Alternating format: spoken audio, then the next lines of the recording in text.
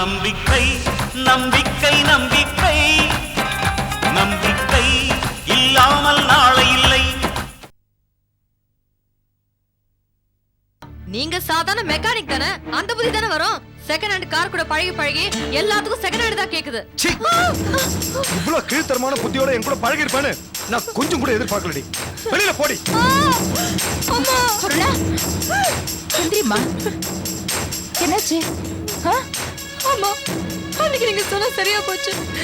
இனிமே நான் இங்க இருக்க மாட்டேன், உங்க கூடவே வந்துடுறேம்மா. அப்படி மீறி நான் இருந்தேன்னா தற்கொலை பண்ணிட்டு செத்து போயிடுவேன். அழகம்மா, அழக.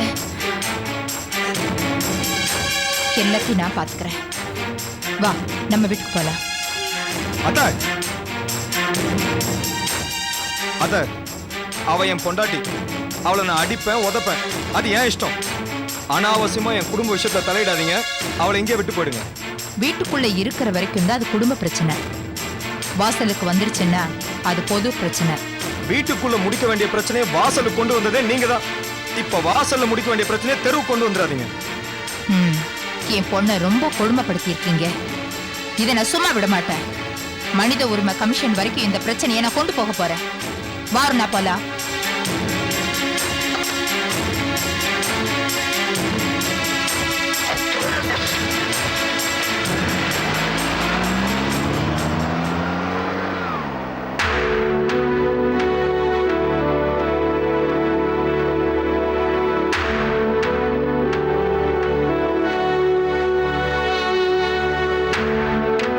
யமுனா, யமுனா.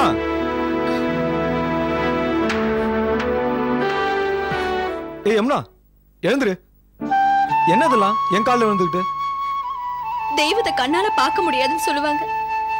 இந்த காலத்துல நல்ல மனுஷங்களை பார்க்கறதே அபூர்வம்.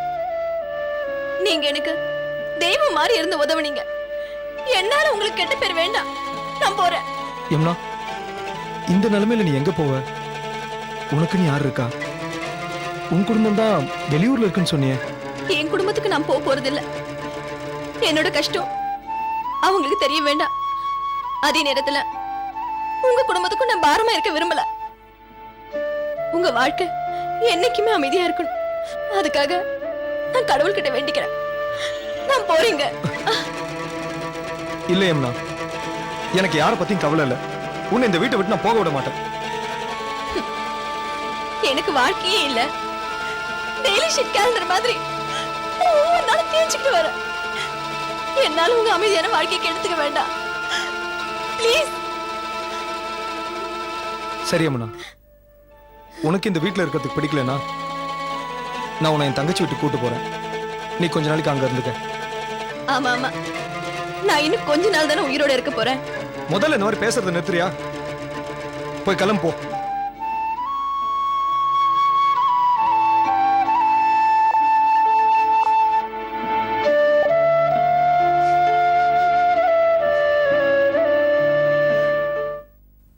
ஜெயந்தி,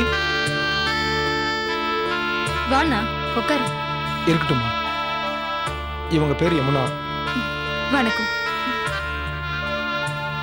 எனக்கும் அருணாக்கும் கொஞ்சம் பிரச்சனை ஆயிடுச்சுமா. ஏன்னா? சொல்றேம்மா. யமுனா, நீ கொஞ்சம் உள்ள இரு.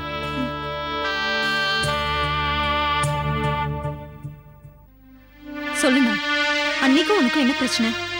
இந்த பொண்ணு ஒரு அப்பாவிமா. ஏதோ கஷ்டத்துல இருக்காளேன்னு எங்க வீட்டுல கூட்டிட்டு வந்து வச்சேன். ஆனா அதுக்கப்புறம் தான் தெரிஞ்சது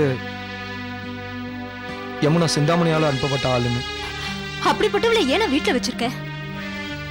இல்லம்மா, அவ வரும்போது எங்க வீட்டுல பிரச்சனை பண்ணணும் தான் வந்திருக்கா. ஆனா இப்ப அவ மாறிட்டாமா. யமுனாவை வச்சு எங்க குடும்பத்துல எந்தவித பிரச்சனையும் ஏற்படுத்த முடியாதுன்னு தெரிஞ்ச உடனே சிந்தாமணியை நேர்ல இறங்கி அருணா மனசுல தேவையில்லாத குழப்பத்தெல்லாம் ஏற்படுத்திட்டாங்க. அது இப்ப பெரிய பிரச்சனையை உண்டாக்கிடுச்சுமா. அண்ணி நல்லது கெட்டது தெரிஞ்சவங்க தானே, அவங்க புரிஞ்சுப்பாங்களே. இல்லம்மா, யமுனா திடீர்னு மயக்கமாயிட்டா. அவளை நான் ஹாஸ்பிட்டல் கூட்டு போனேன். அதை அருணா தப்பா நினைச்சிட்டா. யாரா இருந்தாலும் உடம்பு சரியில்லைன்னா ஹாஸ்பிட்டல் கூட்டிட்டு போக வேண்டியதானே. இதுல தப்பா எனக்கு என்ன இருக்கு? அது எப்படிமா சொல்ல முடியும்? யமுனாவை அபார்ஷன் பண்ண கூட்டு போயிருக்கேன்னு அருணா கிட்ட போய் அவங்க அம்மா சொல்லிட்டு போயிட்டாங்க. அருணாவும் அதை நம்பிட்டா. என்னன்னா அது? இந்த மாதிரி வாய் கூசாம எப்படி போய் சொல்ல முடியுது அவங்களால? அவங்க இந்த மாதிரி சொல்றதெல்லாம் ஒண்ணும் புதுசு இல்லையம்மா, அதான் நமக்கு தெரியுமே. ஆனா அத அருணா நம்பிட்டா, அதான் இப்ப பிரச்சனைக்கு காரணமே. யமுனாவுக்கு என்னென்ன ப்ராப்ளம்? பெரிய ப்ராப்ளம்மா. என்னென்னவோ பேர்லாம் சொல்றாங்க, புரியல. ஆனா யமுனா உயிரோடு இருக்க போறது இன்னும் 6 மாசம் தான்மா.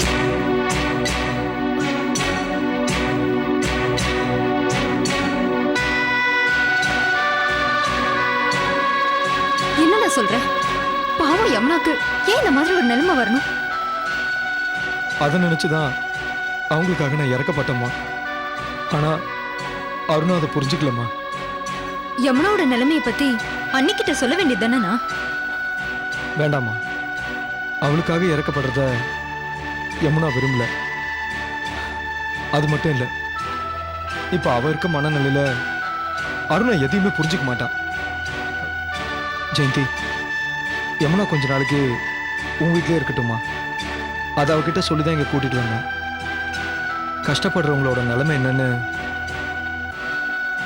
உன்னால மட்டும்தாம்மா புரிஞ்சுக்க முடியும். அதாம்மா கேட்குறேன்.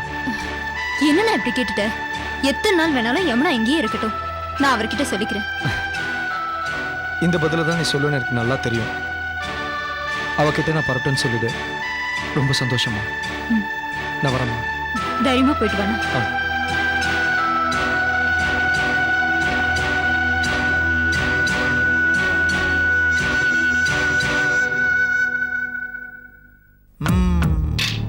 அப்போ சிந்தாமணி அம்மாவுடைய மாப்பிள்ள பிரேம் வேலை செய்யற மெக்கானிக் ஷெட் ஓனர் நீதானா? ஆமா சார்.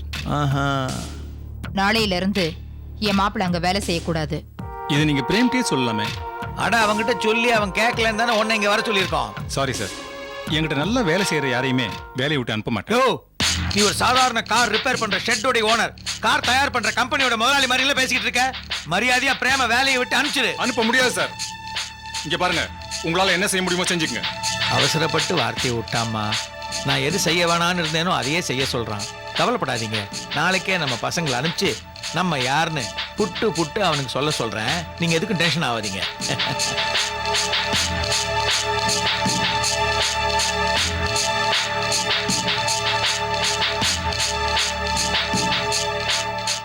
ஓம் நமோ ராதபதே நமோ கணபதே நமோ பிரபதே நமோ நமஸ்தேஸ்தலம் போதராத்ரமாய ஏகதந்தாத்ரமாக்ட விநாசனே நமோ ஸ்வஸ்தாய நமோ ஸ்ரீவதபோப்தே நமோ நமः ஏகதந்தாய வித்மஹே வக்ரதுண்டாய தமஹே தன்னோ தந்தி பிரச்சோதயாத் மகாகணபதயே நமः கற்பூரநீராஞ்சனம் தரிஷ்டாமி.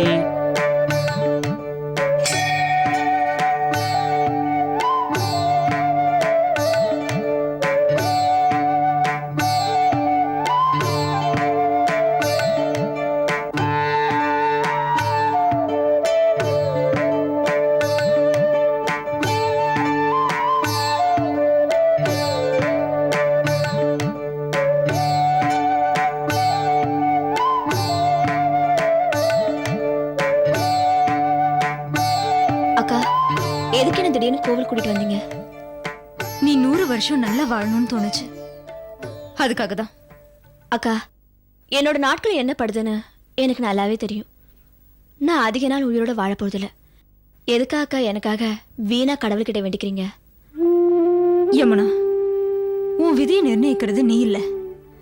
யார் வாழ்க்கை எங்க தொடங்கும் எங்க முடியும்னு யாருக்கும் தெரியாதுமா. எனக்கு தான் டாக்டர் தேதி குறிச்சாச்சு. சச்சா, நீ ஏதாவது கற்பனை பண்ணிக்கிட்டு பைத்தியம் மாதிரி வளராத. அக்கா, டாக்டர் உங்க அண்ணன் கிட்ட சொன்னதையும் நான் எதாச்சியா கேட்டேன். அத உங்க அண்ணன் உங்ககிட்ட சொன்னதையும் நான் கேட்டேன்.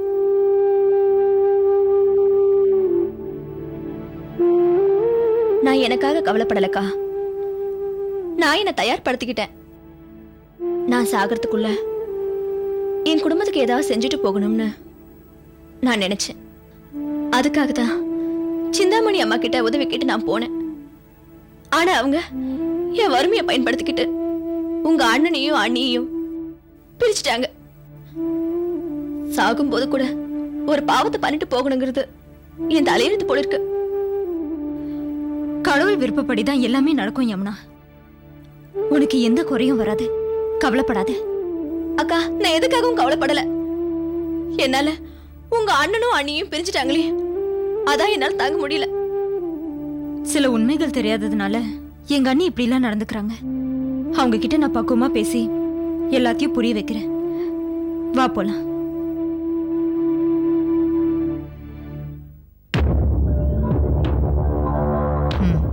நாளைக்கு உங்களுக்கு ஃபோன் பண்றேன். அருணா, அருணா, என்னம்மா? உனக்கு போர் அடிச்சா கொஞ்ச நேரம் நம்ம ஊட்டி கெஸ்ட் ஹவுஸ்ல போய் தங்கிட்டு வாயே. வேண்டாம்மா, நீ என் பக்கத்துல இருந்தா எனக்கு ஆதரவா இருக்கும்.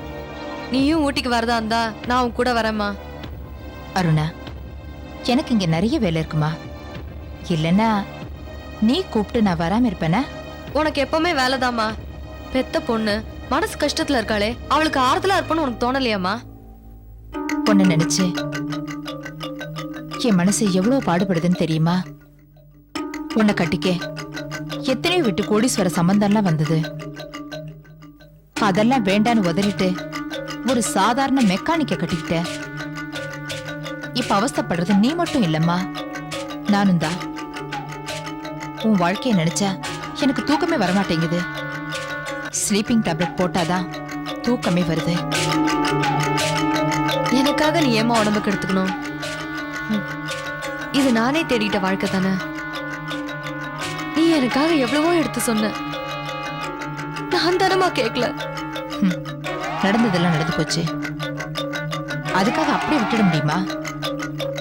இப்ப கூட சொல்றேன், உன் புருஷன் நல்லவம்மா.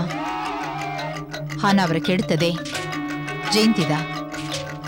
நீ பணக்கார விட்டு பொண்ணுங்கிறத அந்த ஜெயந்தியால சகிச்சுக்க முடியல. அதனால உன்னை எப்படியாவது வாழ வெட்டி ஆக்கணும்னு பாக்குறா. அண்ணி,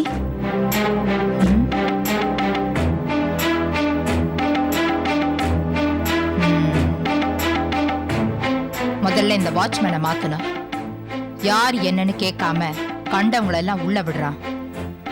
அத்தை, நீங்க எது சொன்னாலும் நேரடியாவே சொல்லலாம். நான் ஒன்னும் என் வாழ்க்கையை தேடி இங்க வரல. அண்ணியோட வாழ்க்கை வீணா போயிடக்கூடாதுங்கிறதுக்காக தான் நான் இங்க வந்திருக்கேன்.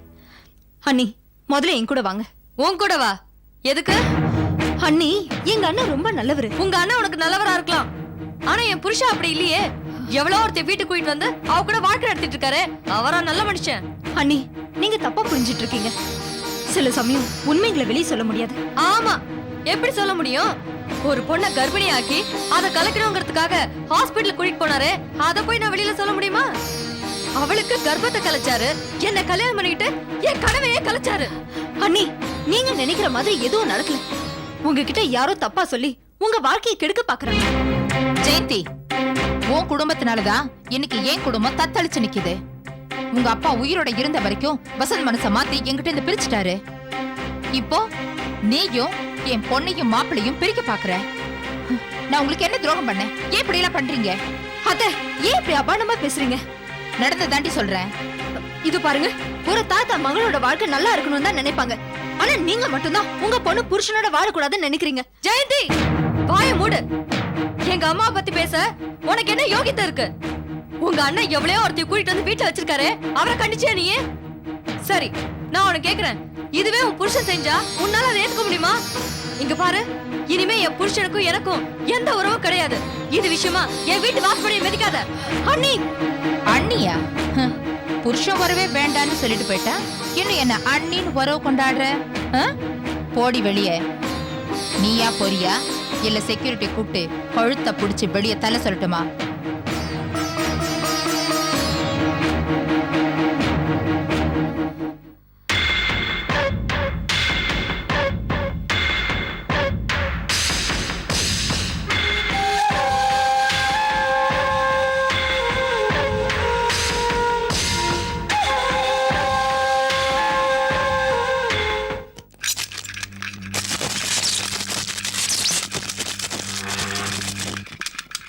வீரே, அது அப்படியே வை. எந்திரி. ஐயா, இன்னைக்கு சாயந்தரம் முக்கியமான ஒரு ப்ரோக்ராம் போட்டிருக்கேன். சரி, அதனால எந்த வேலையும் செய்ய மாட்டேன். ஏன்னு கேளு, சட்டை அழுக்காயிரும்ல. அதனால எல்லா வேலையும் நீ ஒருத்தனே பாக்குற. சரி, புரியுதா? இந்த விஷயம் பிரேமனுக்கு தெரியவே கூடாது. சரி, ஓகே? டேய் அண்ணே, சும்மா பேசிட்டு இருக்காதடா. சாயந்தரம் வண்டி டெலிவரி கொடுக்கணும். வேலையை பாரு. அண்ணே, அதை பத்தி தான் நான் வீரங்கிட்ட பேசிட்டு இருந்தேன். வீரே இப்ப சீக்கிரமா வேலை செய்ய மாட்டேன். வெல்டிங் அடிக்க எவ்வளவு நேரம் ஆகுது? அதான் சீக்கிரம் முடின்னு சொன்னேன். ம். டேய் நீ நைட் ஷோ ஜெமினி படம் போறேன்னு எனக்கு நல்லா தெரியும்டா. அது போகும்போது போலாம். இப்ப வேலையை பாரு. உங்களுக்கு எப்படின்னு தெரியும்? எனக்கு எல்லாம் தெரியும்டா. டேய் இங்க வாடா. அண்ணே அண்ணே. டேய் டிக்கெட்லாம் புக் பண்ணிட்டியா? புக் பண்ணிட்டேண்ணே. எங்க ஏடு?